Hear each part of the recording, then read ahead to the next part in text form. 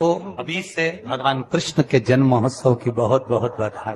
हमारे लड्डू गोपाल कल्लू जी महाराज साल में एक बार उनके स्नान का हम लोग रखते हैं। तो कल रात्रि को 8 बजे से 9 बजे तक हमारे यूट्यूब चैनल पर, फेसबुक पर आप लोग लाइव ठाकुर जी के 1 घंटे का 8 बजे से 9 बजे तक स्नान का दर्शन रात्रि को कर सकेंगे। मोबाइल पर आप लोग आराम से अपने यूट्यूब, फेसबुक पर ठाकुर जी के सुंदर स्नान का दर्शन, जो साल में एक बार का हम लोग करते हैं, उसका दर्शन आप कर सकते हैं। एक पात्र में जल और दूध ले लीजिए।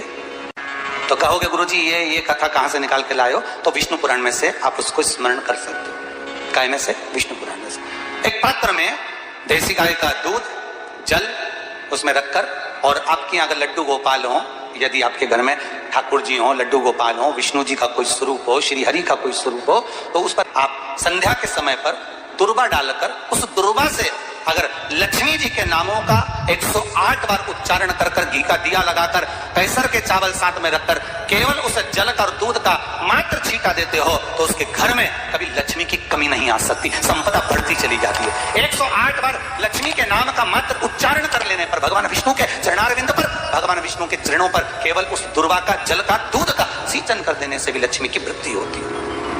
आपके घर में छोटे से ठाकुर जी हैं, आपके घर में छोटा सा कन्हैया है, और छोटे से कन्हैया जो पुराने समय का है, उसको नेत्र भी लगाने की जरूरत नहीं है, क्योंकि उसके नेत्र हैं।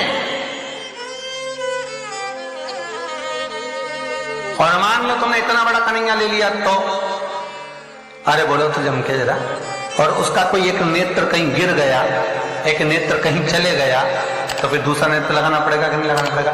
और अगर एक नेत्र पर रखोगे तो अच्छा लगेंगे कि ठाकुर जी? नहीं। तो नेत्र होना, जितनी बड़ी मूर्ति होती है, जितना बड़ा स्वरूप होता है, जितना बड़ा शिवलिंग होता है, जितनी बड़ी मूर्ति की स्थापना होती है, उतनी उसमें सेवा की और भाव की जरूरत पड़ती है। भगवान विष्णु ने जाते हुए शिव बाबा को देखा।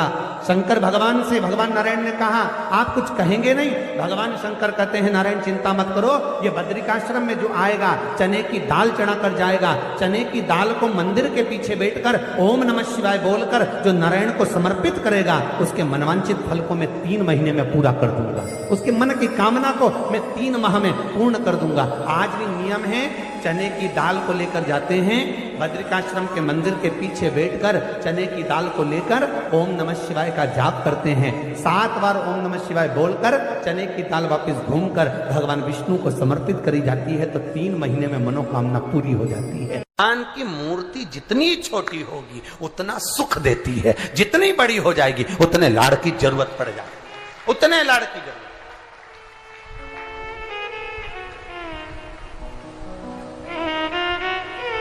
जितनी छोटी। अब आप कहोगे गुरुजी तुम इतनी बड़ी बड़ी बातें करते हो, तुम्हारे ठाकुर जी भी तो देखो कितने बड़े हैं। आपको मालूम होगा कि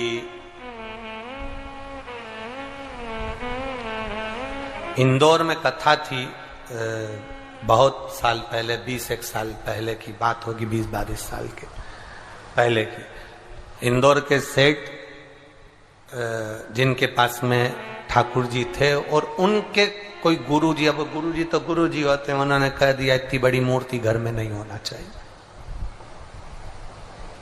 अब उनको कह दिया कि इतनी बड़ी मूर्ति घर में नहीं होना चाहिए, तो वो इनको नर्मदा जी में विसर्जन के लिए लेकर जाने लगे, या कहीं देने के लिए जाने लगे। वो हमारे यहाँ कथा में आए थे, तो वो अटैची लेकर आए थे, तो पूछ लिया हमने कि इस अटैची को आप कहाँ ले जा रहे हैं, क्या है इसमें?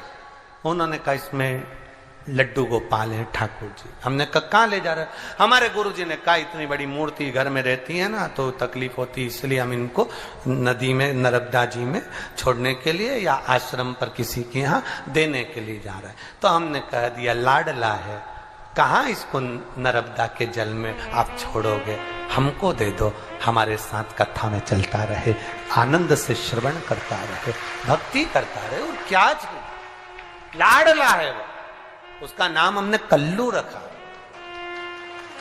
हमारा कल्लुआ है, लाडला।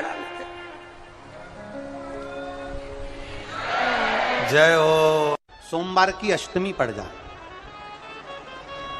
क्या पड़ जाए सोमवार की? जम के बोलो जरा। अष्टमी।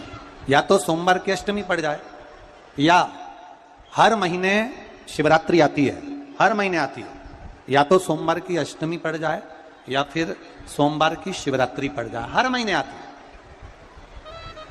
प्रयास करना कहीं से देसी गाय का दूध मिल जाए, थोड़ा सा दूध देसी गाय का मिल जाए, थोड़ा सा दूध। ऐसी गाय का थोड़ा सा दूध अगर प्राप्त हो जाए, बेलपत्री के पत्ते से दूध कटोरी में लेकर, मात्र बेलपत्री के पत्ते से एक एक बूंद अगर दूध, आप एक बूंद अगर ज्यादा ना मिला हो, एक चम्मच भी अगर आपको दूध देसी गाय का मिल गया हो, और सोमवार की अष्टमी पड़ जाए या सोमवार की, जम के बोलो, शिवरात्रि पड़ जाए, उसमें केवल अगर देसी गाय का दूध मिल जाए, जर्सी गाय का नहीं हो, देसी गाय का अगर दूध मिल जाए, बेलपत्री के पत्ते से, तुम्हारे घर के अंदर अगर शिवलिंग है या मंदिर में शिवलिंग है या तुम्हारे नजदीक में कोई शिवलिंग है, उस पर बूंद बूंद, एक एक बूंद अगर शिवलिंग पर दूध समर्पित कर रहे हो, श्री शिवाय नमस्तुभ्यम, नमः शिवाय, या षडाक्षर मंत्र ओम नमः शिवाय, या 33 अक्षर का मंत्र महामृत्युंजय मंत्र, इसका स्मरण कर कर शिव जी पर देसी गाय का दूध समर्पित कर कर इस बेलपत्री को अशोक सुंदरी वाली जगह पर अगर आप समर्पित कर देते हैं, फिर आप जिस भी चीज के लिए अप्लाई करें, मेरा देवाधिदेव महादेव आपका हाथ पकड़कर खींचकर आगे बढ़ा ही दे।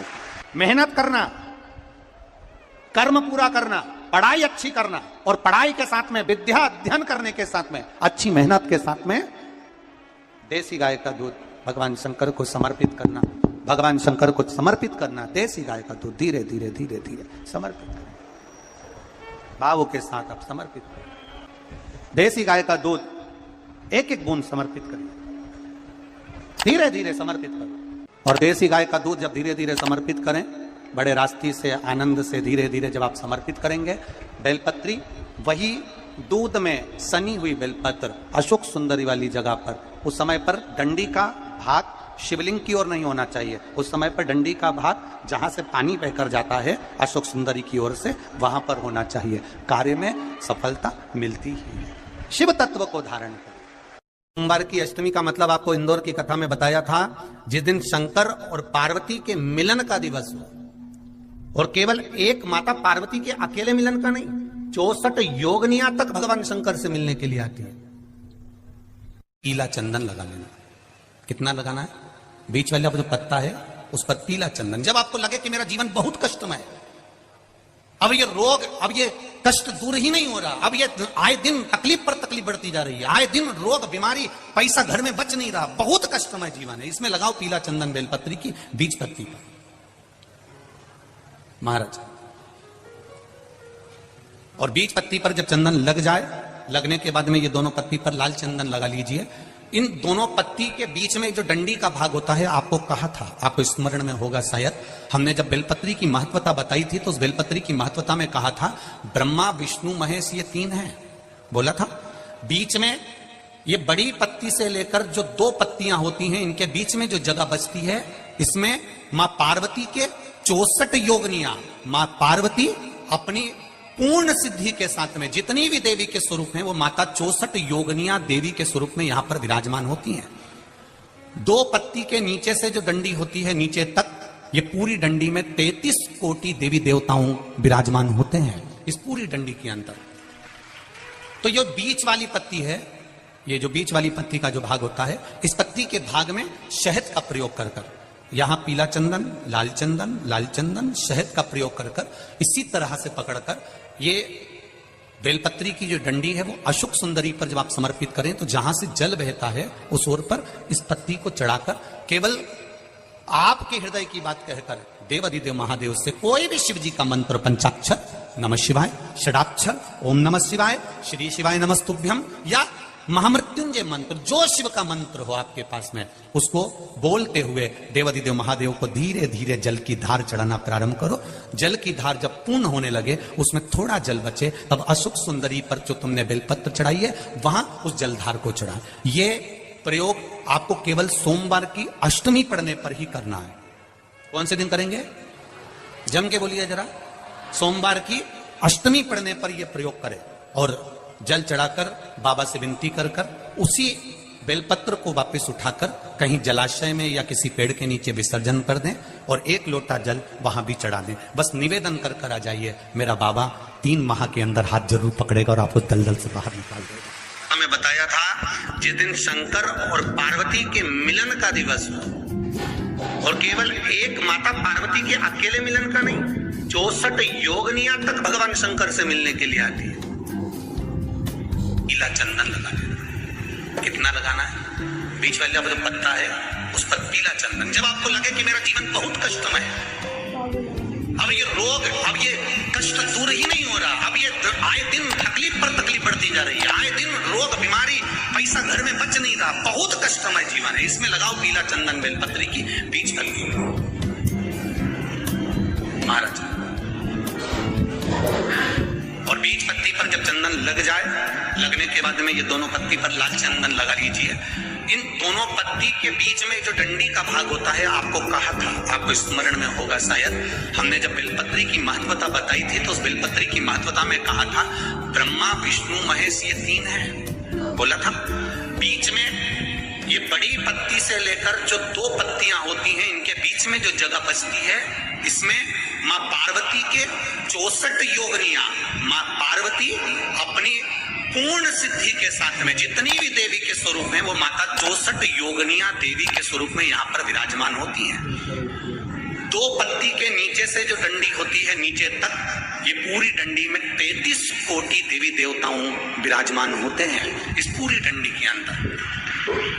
तो ये बीच वाली पत्ती है, ये जो बीच वाली पत्ती का जो भाग होता है, इस पत्ती के भाग में शहद का प्रयोग कर कर, यहाँ पीला चंदन, लाल चंदन, शहद का प्रयोग कर कर, इसी तरह से पकड़कर ये बेलपत्री की जो डंडी है वो अशोक सुंदरी पर जब आप समर्पित करें तो जहां से जल बहता है उस ओर पर इस पत्ती को चढ़ाकर केवल आपके हृदय की बात कहकर देवाधिदेव महादेव से कोई भी शिव जी का मंत्र, पंचाक्षर, नमः शिवाय, षडाक्षर, ओम नमः शिवाय, श्री शिवाय नमस्तुभ्यम, या महामृत्युंजय मंत्र, जो शिव का मंत्र हो आपके पास में, उसको बोलते हुए देवाधिदेव महादेव को धीरे धीरे जल की धार चढ़ाना प्रारंभ करो। जल की धार जब पूर्ण होने लगे, उसमें थोड़ा जल बचे, तब अशोक सुंदरी पर जो तुमने बेलपत्र चढ़ाई है वहां उस जलधार को चढ़ाए। ये प्रयोग आपको केवल सोमवार की अष्टमी पढ़ने पर ही करना है। कौन से दिन करेंगे? जम के बोलिए जरा। सोमवार की अष्टमी पढ़ने पर यह प्रयोग करें और जल चढ़ाकर बाबा से विनती कर कर उसी बेलपत्र को वापस उठाकर कहीं जलाशय में या किसी पेड़ के नीचे विसर्जन कर दें और 1 लोटा जल वहां भी चढ़ा दें। बस निवेदन कर कर आ जाइए, मेरा बाबा 3 माह के अंदर हाथ जरूर पकड़ेगा और आपको दलदल से बाहर निकालेगा। काया के रोग से